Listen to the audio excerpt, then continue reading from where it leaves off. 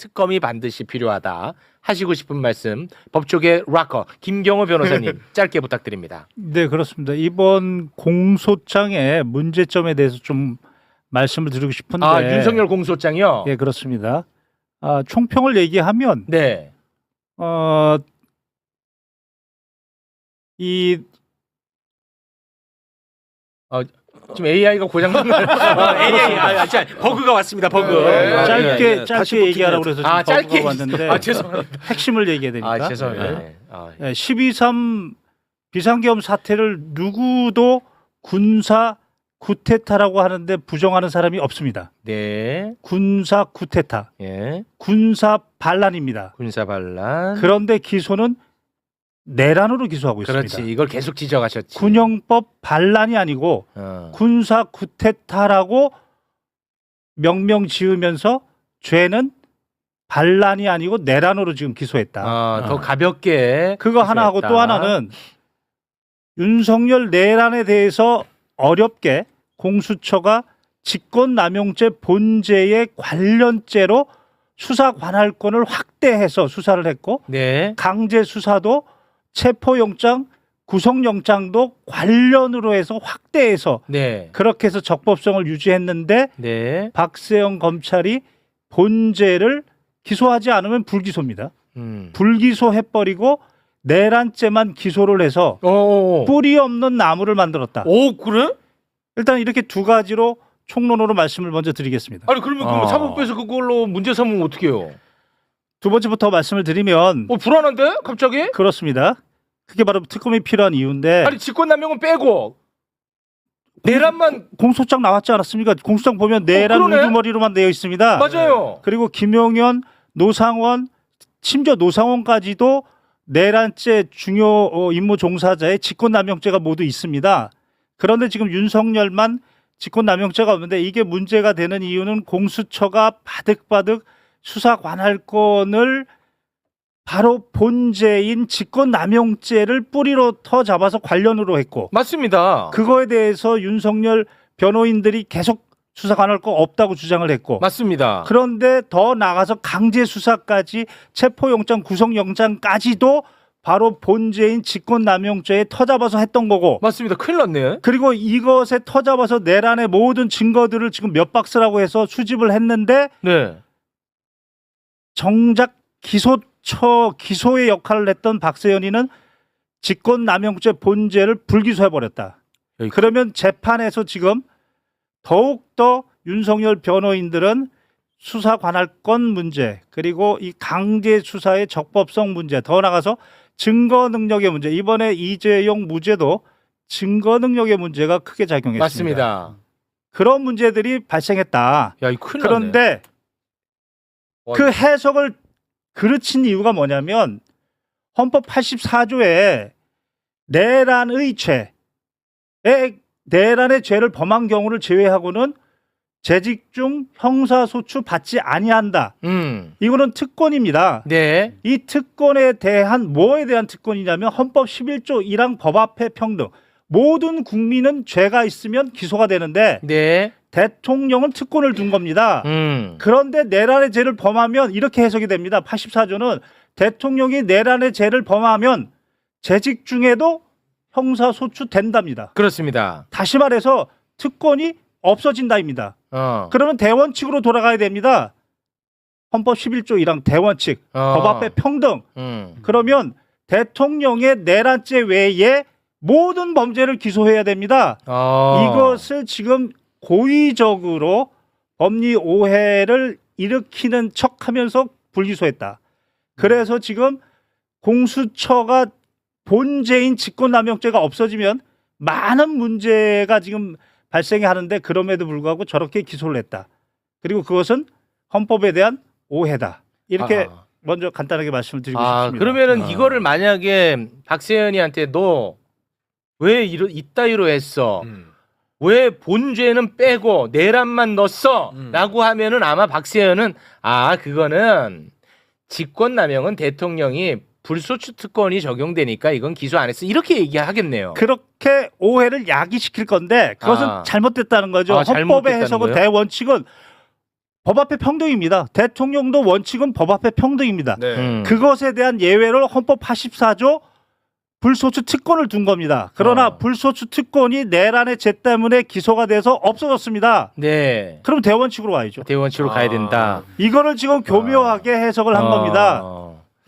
이건 아주 갑자기 굉장히 논쟁이 아주 뜨거울 것 같은데 법정 가서 또 하나가 글쎄. 있습니다. 진짜 또 그럴 것 하나 같습니다. 지금 오해를 불러일으키게 있는 게 뭐냐면 갑자기 불안하네. 헌법 84조는 외환의 죄 또는 내란의 죄를 범한 경우를 제외하고라고 돼 있지 외환죄 또는 내란죄라고 돼 있지 않습니다.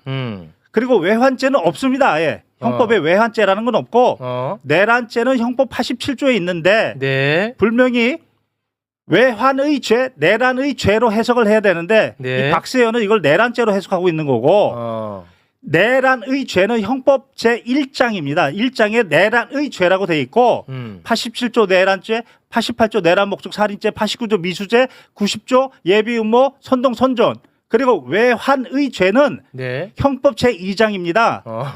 92조 외환 유치죄, 93조 여적죄 등등등. 다시 말해서 네. 외환의 죄와 네. 내란의 죄는 바로 형법 1장과 2장을 얘기하는 거고 이거는 민간인이 일반인이 저질렀을 때이고 군인이 저지르면 그럼 반란. 군형법 제1장 반란의 죄, 반란의 5조 반란, 6조 반란 목적 군용물 타취 등등 네. 그리고 2장 일반 이적죄가 됩니다. 여기서 중요한 건 네. 대통령은 행정부 수반으로서 경찰에게 지시해서 내란의 죄를 범하게 할 수 있을 뿐더러 또 하나 74조 1항에 따라 국군 통수권자로서 군인에게 반란의 죄, 반란죄를 지시할 수 있는 겁니다. 네. 이 사건이 바로 둘 다 일어났습니다. 둘 다 일어났어. 그러면 특별법 우선의 원칙, 네. 반란수계입니다. 그렇지. 네. 그거는 이제 항상 주장했던 부분이니까. 그렇습니다. 네, 요거는 뭐 어렵지 않은 개념입니다. 항상 예, 주장을 그렇습니다. 했던 부분이니까. 그렇습니다. 그래서 박세현이가 너무너무 싼 티켓을 끊었다. 반란의 죄로 그렇습니다. 기소를 해야 되는데 너는 왜 형량이 더 가벼운 내란의 죄로만 기소했느냐. 여기서 하나 더. 하나 더 가면 머리 아픈데요. 하나만 간단하게. 간단하게 나는 사람에 충성하지 않는다라고 해서 검찰총장 때 인기를 얻었습니다. 네. 대통령이 되면 헌법 66조 2항과 헌법 69조에 따라 나는 헌법에 충성한다를 선서했습니다. 네.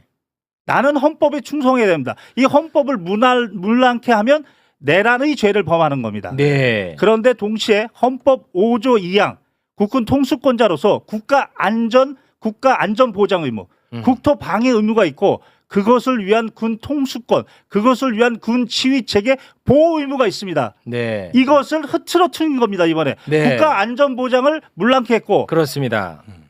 몇몇 군인을 통해서 군 전체의 지휘 체계를 문란케 했습니다. 맞습니다. 반란입니다. 반란입니다. 오케이. 예, 됐어. 그냥 반란. 요거는 정리됐어요. 기억해. 요거는 기억하고. 예, 그겁니다. 근데 기소가 직권남용이 빠진 거는 요거는 윤석열 쪽에서 굉장히 장난질을 많이 할 것 같다는 생각이 좀 들긴 하네요. 예. 그래서 또 있어요? 탄핵이 되면 네. 그때는 특검이 될 겁니다. 지금은 아마 특검이 안 될 겁니다. 맞습니다. 탄핵. 탄핵 이후 특검이 되면 특검이 해야 할 일이 네. 공소장 변경. 그렇지. 공소장 변경은 먼저 내란을 반란으로 죄명 변경, 기본사실 동일성이 있기 때문에 가능하고 네. 그리고 죄명 추가, 직권남용죄 추가 가능하고 네. 추가 기소. 네. 외환의 죄 중에 평양 무인기 보낸 거 99조, 형법 99조 일반 이적죄. 그리고 또 하나 노상원을 통해서 내란 목적 살인, 예비 음모한 것까지 네. 추가 기소. 네. 알겠습니다. 예, 그렇게 돼야 된다. 특검이 필요하다. 알겠습니다. 윤건영 의원님은 아주 신기하게 저 빠져들어요. 이 얘기를 하고 싶었습니다. 그 얘기를 정말 하고 싶어요. 시원합니다. 대단히 네. 고맙습니다. 오늘 요거 그러면 제가 좀 하나 여쭤보겠습니다. 그 매불쇼의 그 김경호 변호사라고 있습니다. AI. 네. 사실상 알아요. AI입니다. 그분이 이제 지적을 한 부분인데 이것 때문에 제가 주말 내내 찝찝하더라고. 윤석열이 내란죄로 기소가 됐잖아요. 그런데 윤석열의 직권남용에 대해서는 기소를 하지 않았다는 거예요. 네. 근데 사실은 직권남용을 발판으로 삼아서 거기에 덧대진 게 이 내란죄인데 밑에 뿌리를 빼버리니까 이게 사법부에 가면 공소기각이 될 가능성도 있다. 그 부분을 우려하던데 이거는 어떻게 봐야 됩니까? 아니 저는 그렇게 보지 그렇게 보지 않고요. 않습니까? 그 공수처법에 그 두 개가 병렬적으로 규정이 되어 있어요. 그러니까 직권남용하고 그와 관련된 범죄, 그 고위공직자가 저지른 관련 범죄 이렇게 되어 있어서 그것이 병렬적으로 되어 있어서 그 두 개가 같이 수사에 들어간 거죠. 그러니까 직권남용 수사하다가 내란 수사한 것이 아니고 네. 내란과 직권남용이 같이 동시에 수사가 진행이 된 거예요. 근데 그 중에서 소추할 수 있는 그 헌법상 네. 그 내란만 기소한 거기 때문에 네. 직권남용의 뿌리가 흔들린다고 볼 수는 없는 거예요. 그런 없는 네. 거예요? 저는 문제 없다고 생각합니다. 네, 아무튼 걱정 안 하셔도 됐습니다. 법률가들끼리 좀 잘 좀 해봐요. 잠 못 자니까. 네. 불안정해요. 심하거든. 충분히 왜냐면 하나하나 다 불안하거든요, 저는. 충분히 하도 그 저쪽에서 위법 논란 시비를 예. 하고 있으니까 그런데요. 충분히 문제 제기는 하실 수 있고 그 피고인 측에서는 주장을 할 수 있겠지만 네. 그것이 동시 수사가 진행이 됐고 그 두 개 중에서 소추할 수 있는 것만 기소를 했기 때문에 그래요? 그렇게 된다면은 또 김용현에 대해서도 검찰에서 비슷한 논리로 김용현 기소를 했는데 그게 같은 법리예요.